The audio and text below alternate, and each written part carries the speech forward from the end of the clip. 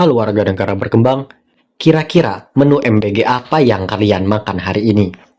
Sambil meratapi status kita sebagai WNI, narator DPR hadir membawakan satu film berjudul Koloni yang rilis di tahun 2026, di mana segerombolan antek-antek asing yang dikendalikan oleh seorang ilmuwan yang sempat dikucilkan. So, daripada omon-omon kayak pemerintah, tetap bersama kami.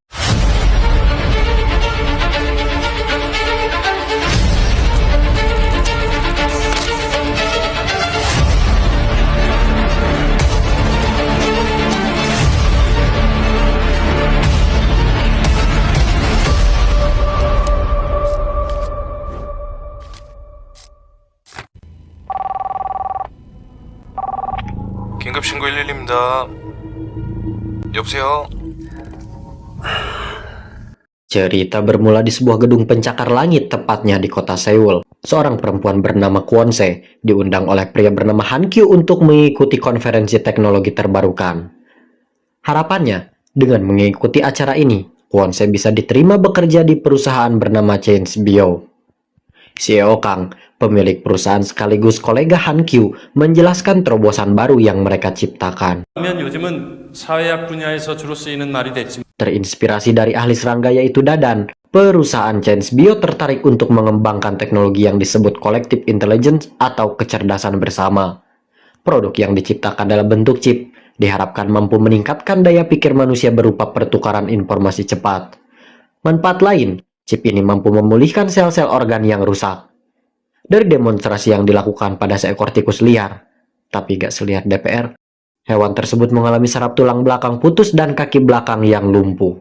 Namun, setelah disuntikan serum tersebut, sesaat mamalia itu kembali sembuh. 결과 아주 잠시 후에 보시는 바와 같이 정상치와 전혀 차이 없는 활동이 가능했습니다. Kwon Se yang diperkenalkan kepada CEO Kang merasa takjub dengan presentasinya tadi. Hendak menanyakan beberapa catatan di balik undangan yang ia kirim padanya. Mendadak, handphone pria itu bergetar. 전 서울청 대테러 팀장 이봉석 경감입니다. 네, 그런데요. 서영철이라고 아시죠? Mendapati telepon dari unit anti-teror, CEO Kang pamit untuk melanjutkan pembicaraan yang lebih serius. 서영철 박사를 왜 쫓고 계신 거예요? Dari informasi yang disampaikan pihak 911, bahwa satu hari yang lalu mereka mendapat telepon dari salah satu pria yang mengaku mantan pekerja Change Bio bernama Yongchul. Dia mengaku akan melakukan eksperimen atau lebih tepatnya aksi terorisme di gedung tempat konferensi perusahaannya berlangsung. Mendengar hal itu, ia pun teringat sekolebat melihat orang tersebut berdiri jauh di belakang saat ia berada di atas panggung. Entah seberapa ambisiusnya orang bernama Yongchul, sosok sehebat CEO Kang, sampai cemas dibuatnya. 다시 보시면 이 번호로 바로 연락 주세요. 알겠습니다. Untuk menjaga hal buruk terjadi, pihak pemerintah akan mengutus barisan polisi ke tempat tersebut. Kwon Se yang dipaksa oleh Han Kyu untuk mengejar CEO Kang. Tapi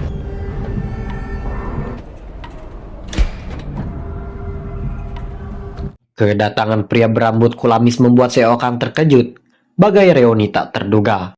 Yongchul dengan lirih mengatakan peluh keringat ia meneliti tentang kolektif intelijen dalam jaringan multilateral.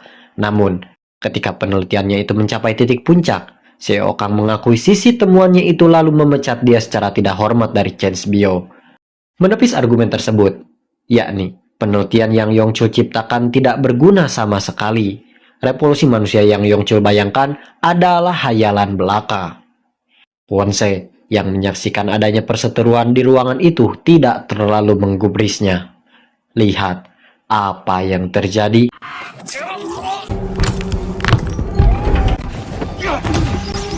Gejala dari serum yang disuntik paksa mulai terasa. Seketika CEO Kang memuntahkan cairan berwarna putih hingga jejeretean. Tiba-tiba, polisi yang baru saja tiba dibuat terkejut dengan segerombolan manusia yang berjalan halayaknya serigala. Sosok yang akan kita sebut koloni zombie menyerang secara brutal terhadap manusia yang ada di depannya. Masih di gedung yang sama, kita diperlihatkan security bernama Hyun Sok tengah mengajak kakaknya bernama Hyun Hye jalan-jalan. Rencananya, mereka akan melakukan perkemahan di pekan yang akan datang. Hendak kembali bertugas, pria itu mendapat instruksi evakuasi darurat. Tragedi tadi mulai menyebar ke beberapa tempat di gedung Dongwori. Tanpa mengetahui teror apa yang sedang terjadi, ratusan polisi dikerahkan untuk mengevakuasi masyarakat yang berada di luar. Seluruh pengunjung berlarian. Hyun-hye, seorang karyawan difabel, tertabrak saat yang lainnya sibuk menyelamatkan diri. Kwon-se, yang tak tega meninggalkan wanita dengan kursi roda itu, berupaya menolongnya. Lihat apa yang terjadi. Alih-alih menyerang manusia, salah satu zombie berubah haluan dengan menyerang papan iklan yang terpajang. Selagi fokusnya teralihkan, para penyintas berlindung memasuki ruangan terdekat. Salah satu polisi yang berhasil selamat hampir menjadi korban. Lalu, reaksi para zombie berubah ketika lampu ruangan tak sengaja dimatikan. Kondisi yang gelap menutupi keberadaan manusia di mata mereka. Sebagai seorang adik, Hyun Seok bersyukur saudara satu-satunya selamat. Sedangkan penyintas lain dibuat kebingungan dengan fenomena ini. Petugas polisi yang menerima laporan menjelaskan bahwa ini adalah bioteror yang diciptakan oleh mantan pekerja ChangeBio, ujarnya. Pria tersebut mengaku bahwa dia sendiri adalah satu-satunya vaksin yang bisa menetralisir aksi teror ini. Kembali pada koloni zombie. Salah satu di antara mereka melihat keberadaan manusia yang berdiri di bawah sorot lampu ruangan. Spontan, koloni zombie lainnya bereaksi yang sama. Tiba-tiba,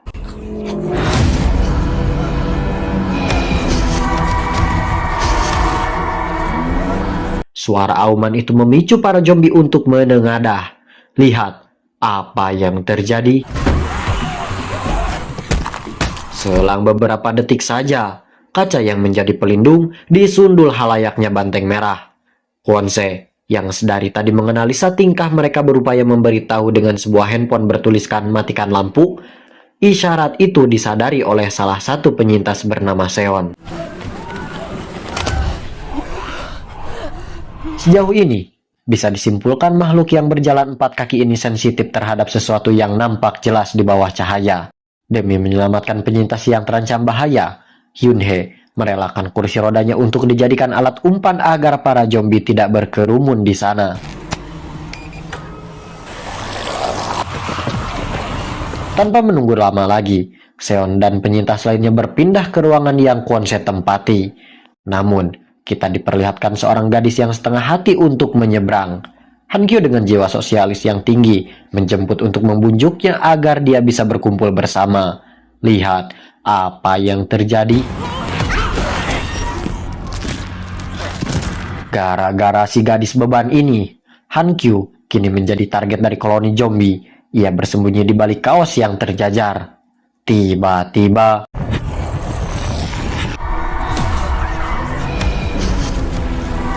bukan cecalangapan biasa, makhluk-makhluk mendadak berdiri dengan kedua kakinya. Han-kyo yang tengah bersembunyi ditemukan dan segera melarikan diri. Tapi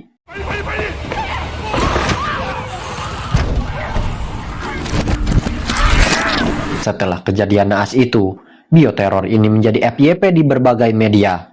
Pemerintah menetapkan gedung Dongwori sebagai tempat karantina total. Banyak warga sipil memenuhi jalanan kota Seoul untuk meminta keluarganya yang tersandra di gedung tersebut agar segera dibebaskan. Kwon-se, yang mendapat panggilan video dari anak mendiang Han-kyo, terpaksa memberikan kabar pahit kepada istrinya bahwasannya lelaki yang mereka tunggu kepulangannya telah tiada demi menyelamatkan orang lain.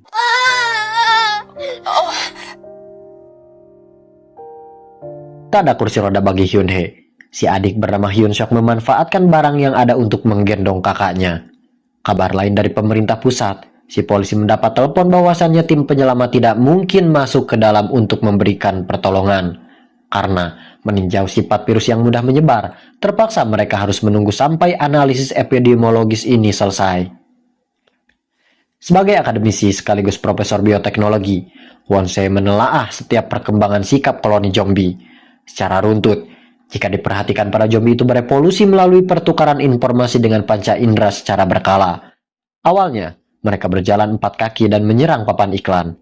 Sekarang mereka berjalan 2 kaki serta memiliki kemampuan mengenali manusia. Artinya, bioteror yang diciptakan ini adalah basis manusia buatan yang ditanamkan informasi baru. Makhluk ini dianalogikan Tak jauh beda dengan koloni semut yang saling bertukar informasi melalui ratu yang sebagai pusat kendalinya. Untuk keluar dari sana, para penyintas harus menangkap Yongchul yang dianggap sebagai vaksin dari bioteror ini. 대전에서 금메달 뒀단 적 있는 육상 선수였어. 예, 알겠으니까 좀 빠져, 괜찮아. Tanpa berlama lagi, lelaki parubaya yang mengaku mantan atlet pelari cepat bersedia untuk menjadi umpan bagi skema yang telah disusun. Sebelum menghadapi situasi tegang, si polisi membuat pesan grup untuk bertukar informasi yang bersifat privasi. Sebotol parfum diulaskan di sekujur tubuh penyintas untuk memancing bau penciuman para zombie. Selagi mereka berevolusi, pria tua itu berlari untuk mengambil beberapa botol parfum dengan bau yang khas.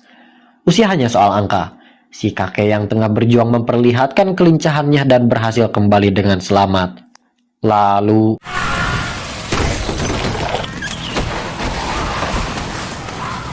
setelah berhasil memancing penciuman para zombie, Kwon-se membuat garis yang mengarah ke pojok ruangan yang mana terdapat dua patung yang menyerupai wujud manusia. Untuk menghilangkan jejak bau dari penyintas lainnya, mereka melumuri tubuhnya dengan cairan anti beku sebagai penetral bau. Tak hanya itu, patung-patung juga dijadikan media dalam rencana ini. Pintu ruangan dibuka, para penyintas mematung, dan zombie mengendus untuk mencari bau yang mereka kenali. Sedikit saja mereka bergerak, maka dipastikan rencana ini akan gagal. Tiba-tiba...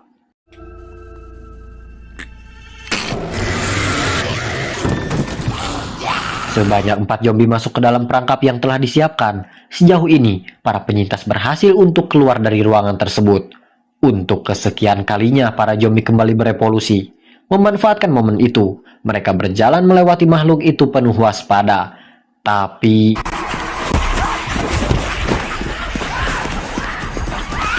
salah satu penyintas yang tedelean menabrak hingga terhimpit zombie yang belum sadarkan diri. Jejerowokan dan terlalu banyak menghabiskan waktu. Bermodalkan korek 2000-an, Kwon-se memicu aliran tanda kebakaran. Secara teori, air yang tersebar akan memperlambat proses regenerasi jamur pada zombie untuk berevolusi. Sayangnya, 4 zombie yang berada di ruangan tadi beregenerasi lebih cepat. Si beban ini hampir saja dijadikan lalapan lagi bagi para zombie. Hyun-sok yang mengulur waktu agar yang lainnya masuk lebih dulu ke dalam lift, dibuat terkejut dengan kombinasi serangan zombie pasca dari evolusi. Media nasional digemparkan dengan sosok ilmuwan muda ternama yaitu Dr. Soo Hyung-chul. Menelisik latar belakangnya, sejak sekolah dasar hingga tingkat universitas. Secara akademis Hyung-chul selalu mendapatkan peringkat pertama. Bahkan, penelitian mengenai biokomputasi dengan fungi atau jamur yang diterbitkan dalam jurnal Science telah diakui banyak profesor dunia. Ketika usianya di bawah genap 20 tahun, ayah Hyung-chul yang menjabat sebagai profesor biologi terapan di Universitas Seo-chong harus dituntut karena tuduhan anonim menggunakan dana riset untuk membangun dapur MBG. 4 minggu setelahnya, ayah Hyung-chul mengakhiri hidupnya sendiri. Kembali ke perjuangan para penyintas. Sesampainya di lantai 3, Hyung-chul telah ditemukan. Anehnya, saat ditangkap pria itu tidak memberikan sedikit pun perlawanan. Spontan, pria itu mengatakan kalau ide Kwon-se untuk memperlambat jaringan komunikasi para zombie dengan air adalah sebuah kesalahan. Karena air memiliki sifat menguap dan itu akan mempercepat penyebaran jamur di sekitar. Tanpa terlalu menggubrisnya, mereka segera pergi ke lantai 30 untuk menemui tim penyelamat. Rencananya, pemerintah berniat ingin mengembalikan manusia yang telah berubah menjadi koloni zombie seperti sedia kala. Di dalam lift barang yang tak diketahui banyak orang, Hyung-chul memuji aksi si kakek saat berhadapan dengan mahakaryanya di lantai dasar. Lihat apa yang terjadi. 뭔가를 잘하셨나 보다. 이렇게. Kejadian itu memakan 2 korban baru dari penyintas yang tersisa. Di momen itu, Hyung-chul yang berstatus buron pergi tak kembali. Sedangkan perdebatan panjang terjadi antara Hyun-sok dengan si polisi.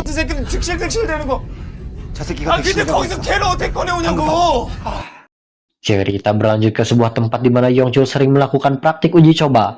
Profesor bioteknologi dari Universitas Myunghan bernama Gong Suol yakni istri dari mendiang Han Kyu, tengah melakukan investigasi khusus dengan 3 pakar lainnya. Ditemani unit keamanan, para peneliti yang menggunakan seragam hazmat dibuat terkejut dengan jejak eksperimen yang dilakukan Yongchul. Terdapat banyak bilik kaca yang masing-masing diberikan nomor sampel berisikan monyet yang membeku. Ditemukan pula bilik kaca dengan kode 1 pecah tanpa ada objek atau makhluk apapun di dalamnya. Tiba-tiba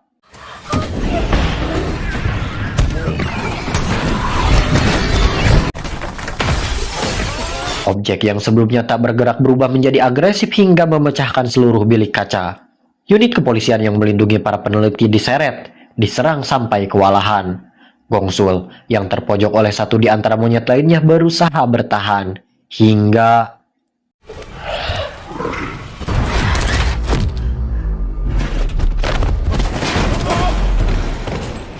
ya, seketika kawanan monyet yang berubah menjadi monster kecil kembali tak bergerak pasca objek bernomor 1 ditembak.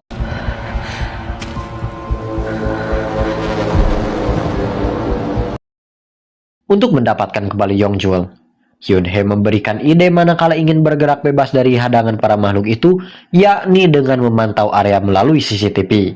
Sialnya, letak ruang kendali itu berada di lantai B2, di mana tempat tersebut sudah dipenuhi oleh koloni zombie. Lagi dan lagi, si beban satu ini menginjak kaleng hingga memancing reaksi zombie di sekitar. Dari upaya yang dilakukan, ruang kendali berhasil ditemukan. Hampir seluruh area gedung terpantau di sana. Kwon-se yang teringat beberapa momen di mana Yongchul mengatakan upaya mereka saat mengelabui para zombie di lantai dasar, terbesit di pikiran wanita itu. Dari mana Yongchul mengetahui setiap detail kejadian sebelumnya, sedangkan ia sendiri terkurung di ruangan tak kemana-mana. 여기. Setelah pencarian panjang, posisi Yongchul ditemukan. Kini ia berada di lantai 3 tempatnya ruang VIP kantor CEO Kang, yang mana di sana terdapat korban pertama, yaitu CEO Kang sendiri. Lihat apa yang terjadi.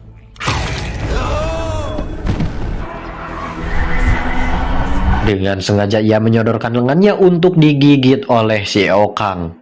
Serempak, Yongchul dan seluruh koloni zombie berteriak merasakan kesakitan. Untuk memastikan kondisinya, para penyintas segera menghampiri melewati jalan teraman. Sedangkan Hyun-hye dalam kondisi yang serba terbatas, memilih untuk bersiaga dengan memantau area sekitar, yang mana setiap petunjuk jalan akan dikirimkan melalui pesan grup. Singkat cerita, Yongchul berhasil ditemukan dalam kondisi terkapar. Seketika, koloni zombie kembali sadar dan mengejar mereka.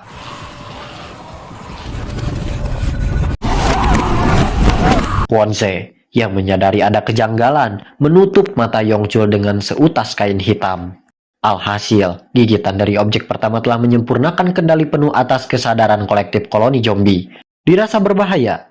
Untuk menjaga rahasia informasi, seluruh penyintas dilarang membicarakan rencana hingga keberadaan mereka di depan Yongchul. Alih-alih menjemput kembali Hyun-hye yang berada di ruang kendali, si polisi bersikukuh untuk melanjutkan perjalanannya menuju lantai 30. Dia pikir membawa vaksin ini ke lantai paling atas adalah sebuah prioritas yang harus dilakukan. Sebagai seorang saudara, Hyun-seok tak terima dengan keputusan egois itu. Sebagai jaminan, ia membawa paksa Yongchul sebelum kakaknya bergabung bersama. Tapi 이제 올라가기만 하면 되는데 홍대시까지 갔다 오자고?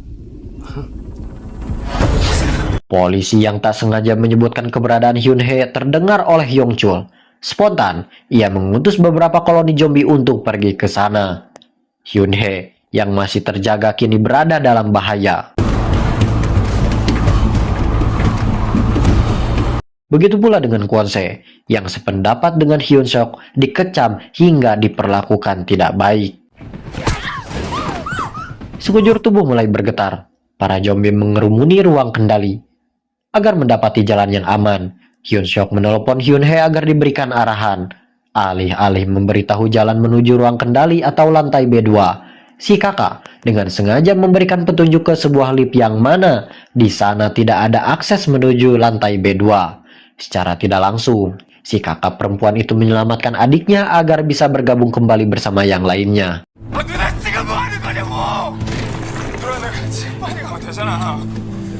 Kaki yang kokoh mulai runtuh. Air mata tak kuasa lagi menahan dinding netra. Satu-satunya keluarga yang ia miliki kini telah pergi. Rasa sakit yang amat pedih. Melalui pesan grup, Hyun Suk menggerutu tak akan membiarkan mereka yang telah berkhianat keluar dengan selamat. Masyarakat yang berdemonstrasi dengan emosi tak percaya. Mereka mengkecam pihak pemerintah yang tak becus menangani kasus ini. Perdana Menteri yang kewalahan memanggil komisaris kesehatan untuk dimintai keterangan tentang seberapa besar kemungkinan para korban yang terpapar agar bisa diselamatkan. 해박합니다. 감염된 이상 이미 뇌사나 다름없는 상태. Dari hasil analisis di lapangan, Profesor Gongsul mengatakan bahwa saraf yang rusak tidak bisa dipulihkan. Melalui risetnya, paparan virus ini akan berhenti jika objek pertama berhasil di bumi hanguskan. Dari pernyataan tersebut, pihak kementerian meminta Departemen Riset Analisis dan Kesehatan Pusat untuk membuat pengumuman resmi. Tujuannya demi mengurangi resiko penyebaran virus. Para korban yang terjangkit terpaksa akan dibunuh. 보세요. 여러분은 이제 사건이 발생된 어제 Dari rekaman CCTV yang didapat dari gedung Dongwori, Wakil Menhan mengumpulkan beberapa orang operator analis untuk mencari korban pertama dari insiden ini. Di dalam gedung, Hyun Suk yang amarahnya masih menggebu menghajar beberapa zombie untuk menguasai ruang kendali. Lihat apa yang terjadi. 현재 여러분이 계신 층은 A동 31층. Dengan akses yang Hyun Suk dapat, ia telah membocorkan informasi keberadaan para penyintas yang berada di ruang tunggu VIP lantai 31 tepatnya di gedung A. Berada dalam bahaya, si polisi membuat tipu daya dengan menembak salah satu penyintas untuk dijadikan tumbal. Hendak menyelamatkan diri dari kepungan zombie, tiba-tiba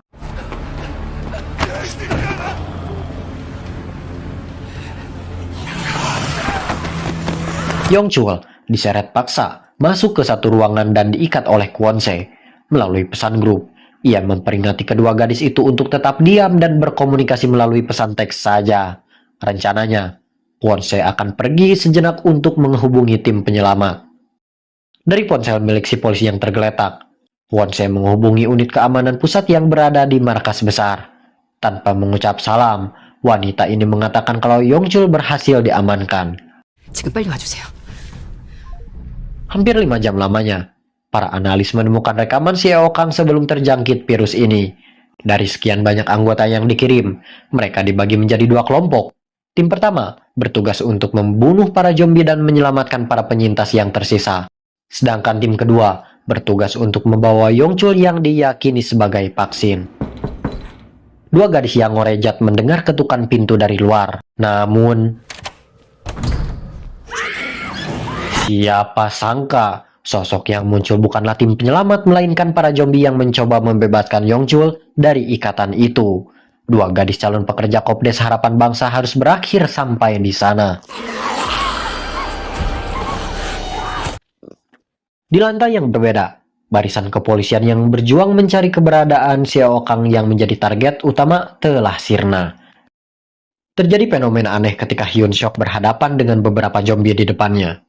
Anehnya, para zombie tak bereaksi apapun. Memanfaatkan momen itu, penyintas ini berhasil memojokkan Yongchul. Tiba-tiba, Kwon-se yang tengah bersembunyi menggabruk Hyun Suk yang selangkah lagi membunuh Yongchul. Selagi ada kesempatan, si buron itu melarikan diri. Lihat apa yang terjadi. Hyun Suk yang memburu Yongchul bergeming setelah melihat kondisi kakaknya kembali hidup dalam keadaan yang berbeda.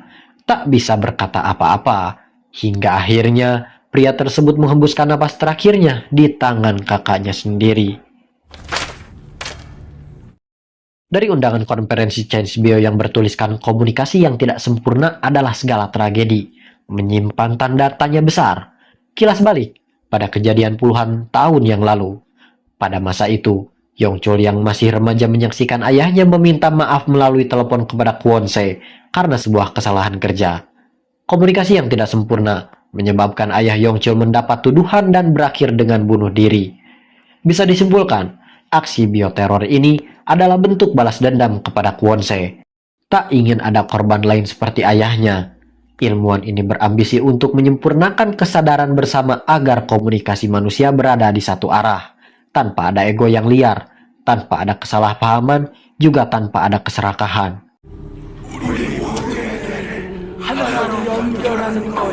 Ego adalah sifat lahiriah yang sudah tertanam pada diri manusia. Buktinya, ketika tim kepolisian tiba, alih-alih menyelamatkan Kwon-se yang di tengah kesulitan, mereka lebih mementingkan membawa Yong-chul ke pusat kesehatan. Tak ada lagi penyintas selain dia. Kini, dengan sekuat tenaga dan kecerdasannya, terpaksa ia harus bertahan. Gong-sul, istri dari mendiang Han Kyu, menelpon Kwon-se yang berada di situasi tak menentu.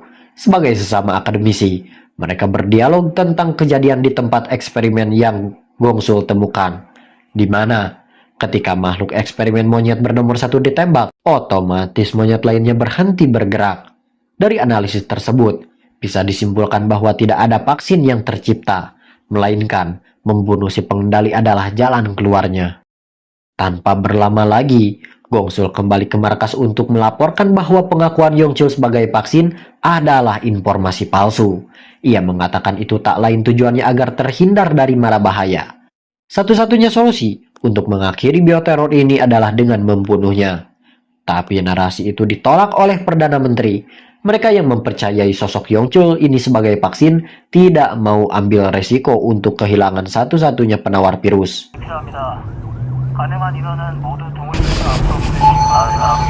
Mendengar kabar di luar gedung Dongwori banyak orang berkumpul, ia semakin berambisi untuk mengubah mereka menjadi manusia era baru yang ia dambakan. Kwon-se, yang masih dihadapi situasi sulit, berupaya untuk keluar dari sana. Mengingat kejadian beberapa saat lalu ketika pakaian Hyun-sok yang dipenuhi lendir atau mukus, yang mana bau dari lendir itu bisa menghilangkan bau keberadaan manusia. Korban semakin bertambah, sedangkan unit militer yang telah dikirim ke sana telah berubah menjadi boneka Yong-chul. Seluruh unit yang tergabung dalam investigasi dibubarkan. Kwon-se yang berhasil keluar menelpon Gong-sul untuk diminta mencari keberadaan Yong-chul yang menghilang. Tak memerlukan waktu banyak. Di jalan utama, lebih tepatnya jalan Sinsok nomor 32, Yong-chul berhasil ditemukan. Tanpa berlama lagi, Kwon-se memanfaatkan mobil yang terparkir untuk menghampiri pria itu. Lihat apa yang terjadi. Upaya yang dilakukan Kwon-se tak bertahan lama. Yong-chul menginstruksikan para koloni zombie untuk menyerang jubah putih itu. Tiba-tiba, teori mengenai analogi semut berhasil dilakukan. Kwon-se tak sengaja berhasil mengacaukan informasi yang ditangkap oleh jaringan otak mereka. Lalu, setelah jubah putih yang menjadi fokus mereka dilepas, siapa sangka hal ini memformat seluruh pengetahuan yang telah tertanam di ingatan mereka. Menyadari koloni zombie kesetelan pabrik, Kwon-se memancing makhluk tersebut untuk menyerang papan iklan yang terpampang di mobil. Secara kebetulan, posisi Yong-chul tak diuntungkan terhempas ke kobaran api yang ada di sana. Yong-chul dan sekawanan zombie menggeliat kepanasan. Tak ada air atau apapun untuk memadamkan kobaran api di sekujur tubuhnya. Sosok pengendali zombie akhirnya mati terbakar. Seketika pula, para zombie seluruhnya berhenti bergerak. Halo warga negara berkembang, pesan yang bisa diambil dari film ini adalah ambisi tanpa akal sehat tidak hanya membunuh mimpimu, tetapi melenyapkan hati nuranimu sebagai seorang manusia.